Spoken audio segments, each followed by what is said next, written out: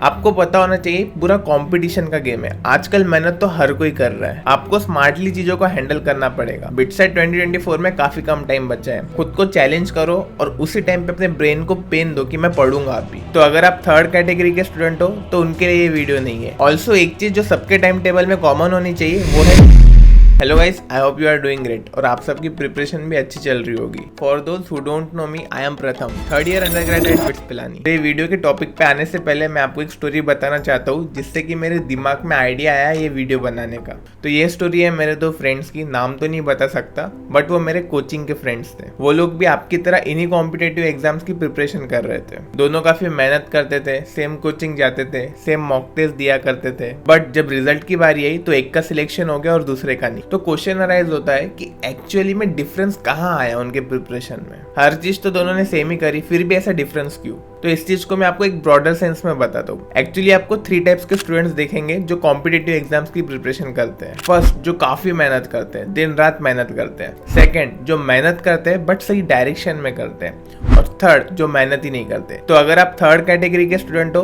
तो उनके लिए ये वीडियो नहीं है। आप यहाँ से जा सकते हो, अभी मैं उनको गाइड नहीं कर सकता।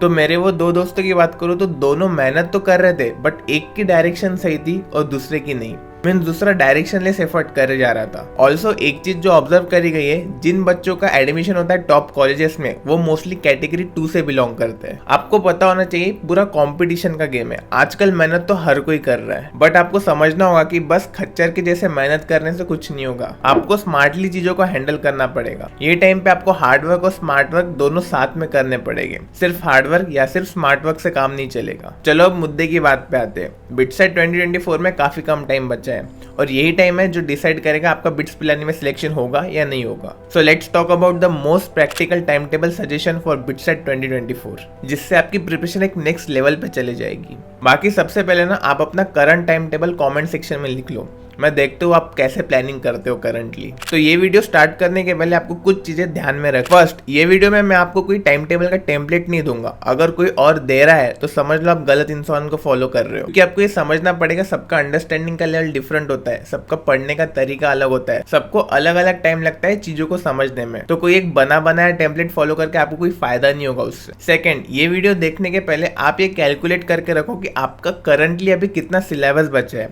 कितने वीक टॉपिक्स है आपके, कितना बैकलॉग बचा है और कितना टाइम आप दिन में पढ़ाई को छोड़कर कोई और चीज को देते हो माइंड को रिफ्रेश करने के लिए, क्योंकि इन सब के बेसिस पे ही आपका टाइम टेबल बनेगा। थर्ड, ये टाइम टेबल मैं आपको आपके सेल्फ स्टडी के लिए बताऊंगा। अगर आप कोचिंग में ज्यादा टाइम देते हो तो भी कोई बात नहीं। इस वीडियो में मैंने जिस तरह से चीजें बताई है आप समझ जाओगे कि आपको अपना टाइम टेबल कैसे डिजाइन करना है। So without wasting any more time, let's start this video.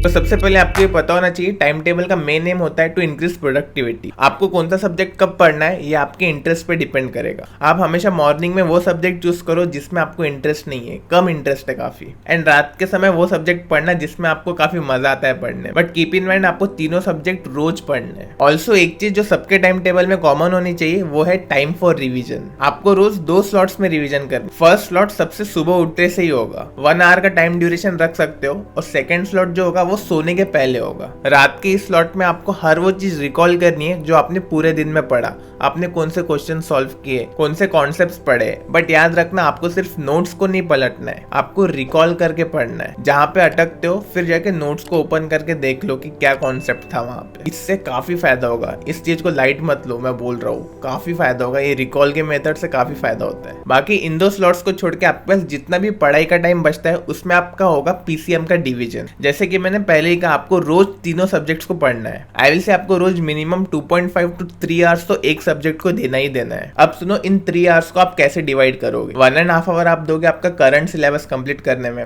1 our दोगे आप अपना बैकलॉग कंप्लीट करने में, और 30 मिनट्स में आप अपने वीक चैप्टर्स के क्वेश्चन सॉल्व कर सकते हो, जिससे कि आपका वो वीक चैप्टर जो है वो स्ट्रॉन्ग में कन्वर्ट हो जाए। मैंने ये टाइम का डिवीजन अपने हिसाब से बताया है बट आप अपने हिसाब से इसमें चेंजेस कर सकते हो। मीन्स करंटली अभी आपका कोई बैकलॉग नहीं है तो आप अपना ज्यादा टाइम वीक चैप्टर्स को स्ट्रॉन्ग करने में लगा सकते हो। मीन्स वीक चैप्टर्स की ज्यादा प्रैक्टिस करने में। एक और चीज ऐड करना चाहूंगा, आपको जो जो चैप्टर्स अगले दिन कवर करने वो आप एक दिन ही टू डू लिस्ट बनाकर लिख लो, ताकि आपका पढ़ाई करते समय सोचने में टाइम वेस्ट ना हो कि मैं क्या पढ़ूं और क्या नहीं। रिफ्रेशमेंट टाइम रखना है ऑब्वियसली। जो चीज करने में थोड़ा रिलैक्स्ड फील होता है ना, वो कर लिया करो थोड़ा बहुत। बीच बीच में फैमिली के साथ बात कर सकते हो, पावर नैप्स ले सकते हो, वॉक ले सकते हो, जो भी पसंद हो आप वो कर सकते हो। ऑल्सो पढ़ाई के साथ आपको ये भी ध्यान रखना है कि आप रोज 6 to 7 आवर्स की स्लीप ले रहे हो। जरूरी नहीं है कि 5 बजे उठना है, 4 बजे उठना है, जो मोटिवेशनल वीडियोस में होता है कि 4 बजे उठो, पढ़ाई करो, काम करो, सब जरूरी नहीं। बट आपको पता होना चाहिए कि आपके माइंड की प्रोडक्टिविटी किस टाइम पे सबसे ज्यादा होती है। उस टाइम पे ज्यादा से ज्यादा पढ़ाई करने की कोशिश। मैं खुद पर्सनली ज्यादा काम रात के समय करता हूँ। ऑल्सो ये याद रखना कि 6-7 घंटे की नींद तो लेनी ही है आपको। स्लीप पे कॉम्प्रोमाइज मत करो, क्योंकि नहीं तो आपकी मेमोरी वीक हो जाएगी, फिर आपको चीजें याद नहीं रहेंगी, कॉन्सेप्ट्स याद नहीं रहेंगे, डल फील करोगे और फिर नंबर नहीं आएंगे वापस से। तो कोई पॉइंट नहीं है स्लीप को कॉम्प्रोमाइज करने का। अब आते हैं मेन मुद्दे पे। आपको ये पता होना चाहिए सिर्फ टाइम टेबल बनाने से सिलेक्शन नहीं होगा। टाइम टेबल पे स्टिक रहना पड़ेगा। कंसिस्टेंटली आपको चीजें करनी पड़ेगी और शेड्यूल को फॉलो करना पड़ेगा।